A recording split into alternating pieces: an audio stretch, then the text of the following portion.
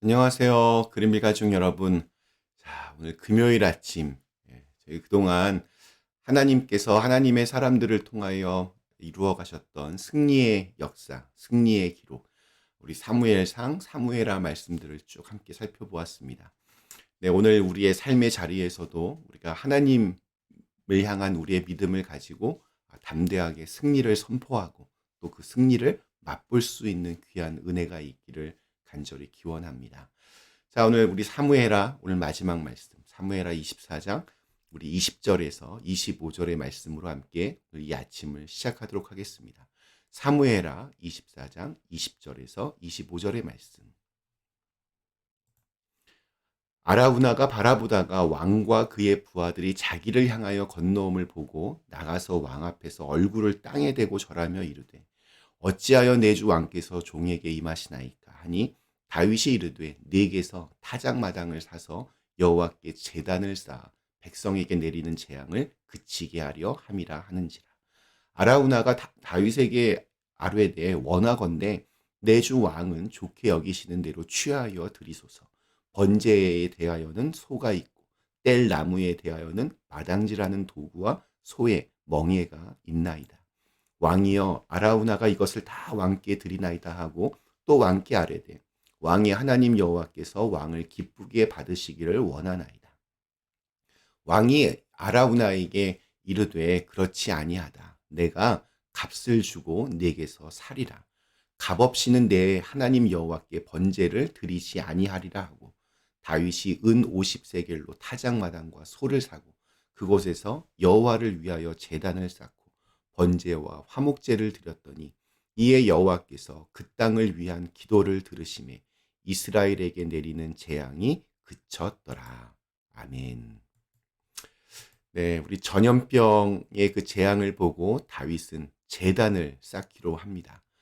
제단이라고 하는 것은 제사, 즉 예배를 의미합니다. 그 장소를 선지자 갓은 여부스에 있는 아라우나의 타작마당으로 정해줍니다. 여부스는 예루살렘의 옛 이름입니다. 우리 역대기야 3장에 보면 이 장소가 다시 등장하는데 우리 어제도 말씀드렸지만 바로 솔로몬 시대에 성전이 건축되는 성전이 지어지는 바로 그곳입니다. 이곳에서 다윗이 예배를 드립니다. 이곳에 다윗이 이르자 주인이었던 이 아라우나는 제사에 필요한 모든 물품들을 다 제공하겠다고 말합니다. 아마도 하나님께 예배함에 있어서 아끼지 않겠다는 그 마음도 있었겠지만 사실 여부스라고 하는 말은 이전에 예루살렘에 거주하던 가나안 민족을 뜻하는 말이기도 했기 때문에 이 아라우나는 유대인들에게는 이방인에 속하는 사람이었습니다. 그러니까 유다의 지배를 받는 소수자였던 것입니다. 그런 상황에서 왕이 직접 찾아왔으니 아마 두려움에 떨며 한 말일지도 모르겠습니다. 중요한 것은 다윗이 그 모든 호의를 거절하고 대가를 지불하겠다고 그렇게 말합니다. 아라우나의 타작마당과 또 번제에 필요한 소를 삽니다. 은 50세겔로 값을 다 치릅니다. 오늘 읽은 사무엘 하에서는 그 가격이 은 50세겔로 되어 있지만 우리 같은 내용이 담겨 있는 역대상 21장에는 금 600세겔로 되어 있습니다. 뭐 이렇게 은과 금의 차이도 있고 또 세겔은 무게니까 50과 600은 엄청난 차이가 있습니다. 그럼 이 어느 쪽이 맞는 말일까요? 사무엘 하에서는 타작마당과 소만 계산한 것이고 역대상에서는 그 땅 전체, 부지 전체에 지불한 금액이라고 그렇게 추정합니다. 그래서 둘 다 맞는 금액입니다. 중요한 것은 가격이 얼마였냐 이것이 아니라 값을 지불했다는 사실입니다. 용서와 회복은 절대 공짜가 아닙니다.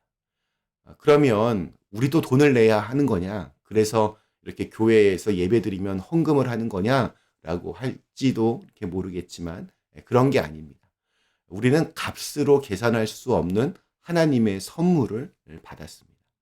하나님의 아들 예수 그리스도께서 이 땅에 오셔서 십자가에서 죽으심으로써 우리를 영원한 멸망에서부터 구원하시고 또 영원한 생명을 주셨다.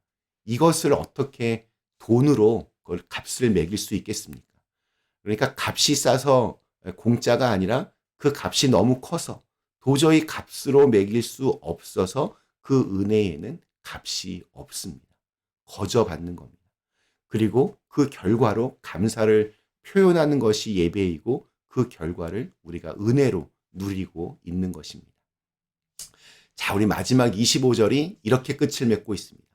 그곳에서 여호와를 위하여 제단을 쌓고 번제와 화목제를 드렸더니 이에 여호와께서 그 땅을 위한 기도를 들으시며 이스라엘에게 내리는 재앙이 그쳤더라. 다윗의 아들 솔로몬은 훗날 왕이 된 후에 그곳에서 전염병을 그치게 했던 제단이 세워졌다는 그 기록, 그 기억이 나중에 하나님의 은혜를 구하는 성전의 제단이 세워지게 하는 아주 중요한 근거가 되었습니다.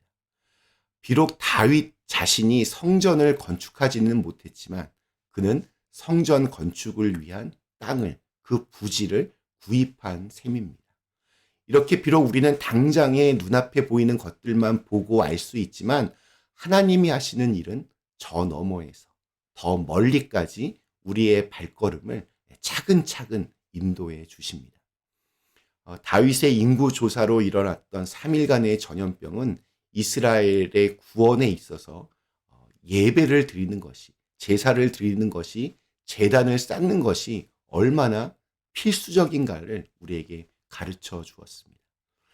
아라우나의 타작마당에서 값을 지불하면서 드린 이 번제 사건, 이 타작마당에서 나중에 하나님의 성전이 세워졌고 하나님이 함께 하신다는 상징이 구약시대에는 성전이었다면 이 성전은 앞으로 오실 예수님의 그림자이기도 했습니다. 그런 면에서 우리가 고통이나 어려움을 당할 때 반드시 먼저 생각하고 먼저 해야 할 일은 하나님께 예배드리는 것입니다. 그것도 다른 데서가 아니라 고통의 그 현장에서 하는 겁니다. 도망가서는 아무것도 해결되지 않습니다. 그냥 왔다 갔다 하는 예배가 아니라 온 힘과 마음과 정성을 다해서 대가를 치르며 드리는 예배가 되어야 합니다. 내가 시간이 있으면 하고 없으면 안 하는 이런 것이 아닙니다. 반드시 그 대가를 치르는 노력이 우리에게 있어야 합니다. 자, 그동안 우리 꽤 오랫동안 사무엘상 또 사무엘하 말씀을 아침마다 묵상해 왔습니다. 정말 어마어마한 기적의 사건들이 참 많이 있었습니다. 그런데 수많은 놀라운 이 기적의 스토리들과 비교해서 어찌 보면 별거 아닌 것 같은 이야기가 사무엘서 학원의 마지막을 장식하는 것처럼 그렇게 보여집니다. 그러나 저는 이것이 주는 아주 깊은 의미가 있다라고 생각합니다. 외부로부터 오는 가장 큰 환난, 그것은 전쟁입니다. 사무엘서에는 수많은 전쟁의 이야기들이 실려 있었습니다. 그러나 이를 두고 하나님은 이 전쟁은 너희에게 속한 것이 아니라 나 하나님께 속한 것이라고 말씀하셨습니다. 이는 그저 너희는 손 놓고 있으라는 말이 아닙니다. 하나님이 알아서 다 해결해 주시고 또 이기게 해주신다는 말씀도 아닙니다. 이것은 아무리 가혹한 외부의 공격일지라도 그 문제를 푸는 방식은 외부에 있는 것이 아니라 바로 그 삶의 자리 정중앙에서 나와 하나님 사이의 문제를 푸는 것이 가장 중요하다 말씀하시는 겁니다. 오늘 읽은 말씀에서 백성에게 일어나는 문제들, 다윗은 자신의 잘못으로 인정하고 회개합니다.